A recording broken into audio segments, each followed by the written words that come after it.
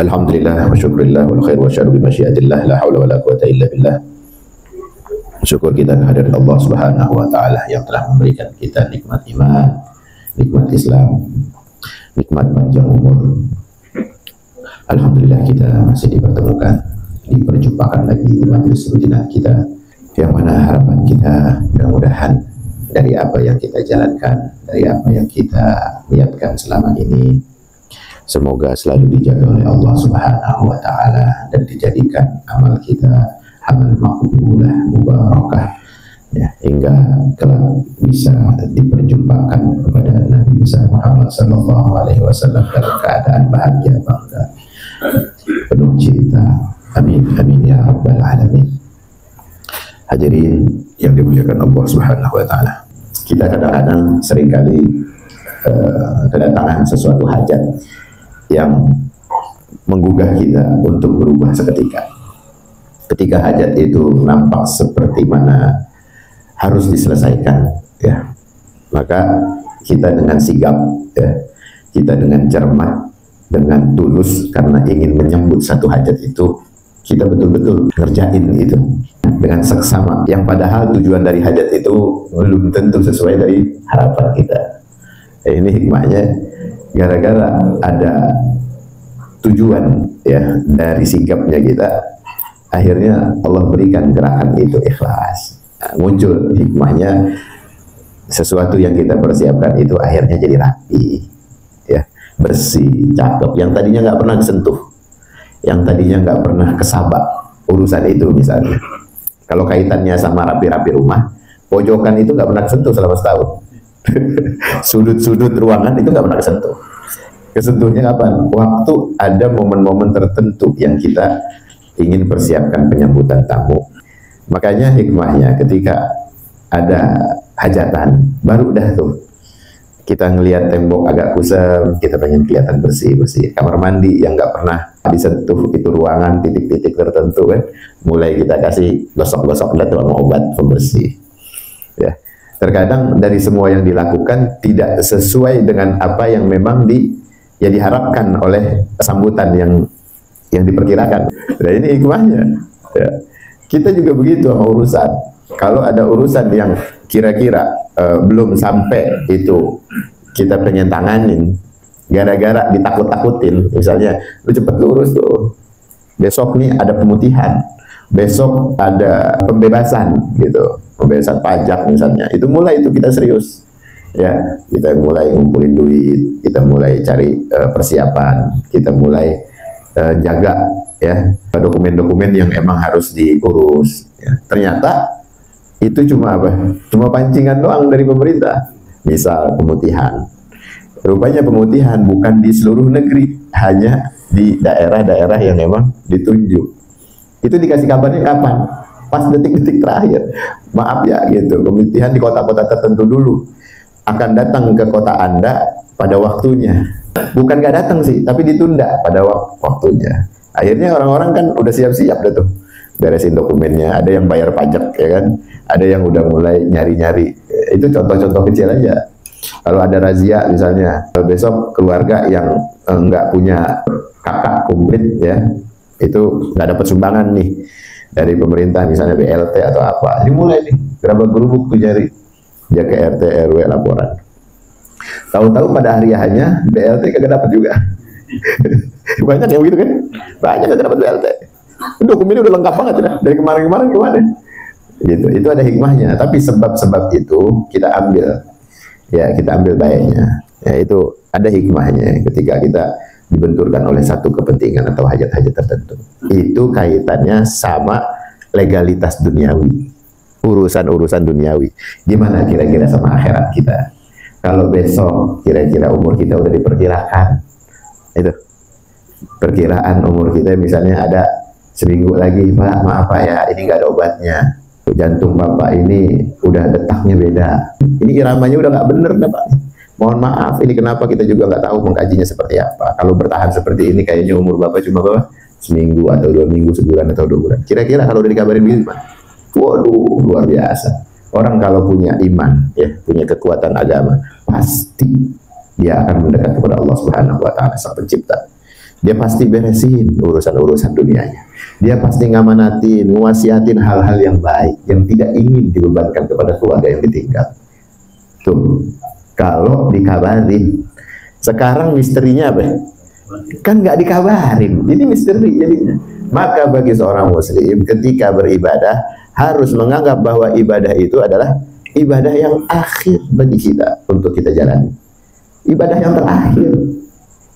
Tapi kalau kita mau tanya lagi, apa benar? Emang benar itu yang terakhir. Kita ibadahnya hari sholat subuh tadi. Kira-kira tanggal 27 ini bulan kita ngulang nggak? Coba dah. Ngulang nggak? Nggak bakal ngulang. Tahunnya besok berubah. Bahkan detiknya pun berubah. Kita mau mundurin lagi nggak bisa. Dan semua itu akan dipersaksikan kelak di hadapan Allah. Atas setiap jengkal sendi senti menjadi satu tanggung jawab pertanyaan beban kita. Besok kita bisa bertanggungjawabkan atau tidak. Jadi kalau kita berpikir bahwa ada hal-hal yang sifatnya itu ukhrawi, maka harus kita jauh takut untuk mempersiapkan. Bukan cuma hajat-hajat dunia doang yang kita ceritain tadi di awal-awal. Nah, ini salah satu untuk kita harus cermat, teliti, ya, sigap. Jangan sampai kita ketinggalan sama waktu yang betul-betul ngejar kita dan bakal memutus setiap kebaikan, ya, yang dihamparkan di hadapan kita. Ada azan, ada panggilan, ada anjuran. Yuk datang, karena ini adalah hari terakhir kita. Di tanggal ini, di bulan ini, di tahun ini.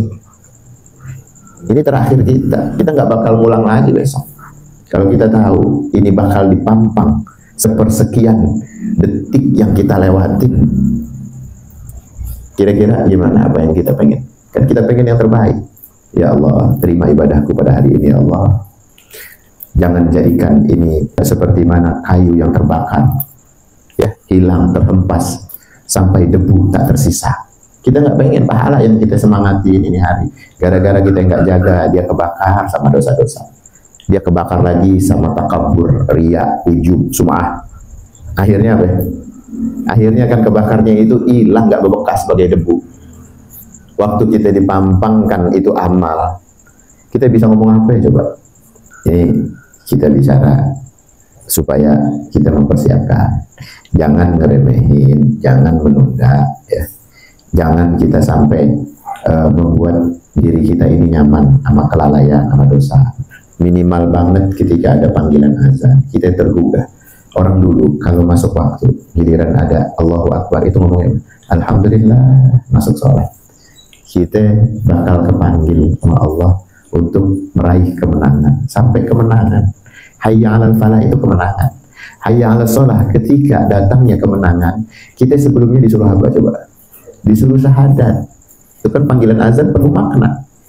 Sampai orang yang melantunkan azan, di salah satu riwayat dikatakan akan dijamin.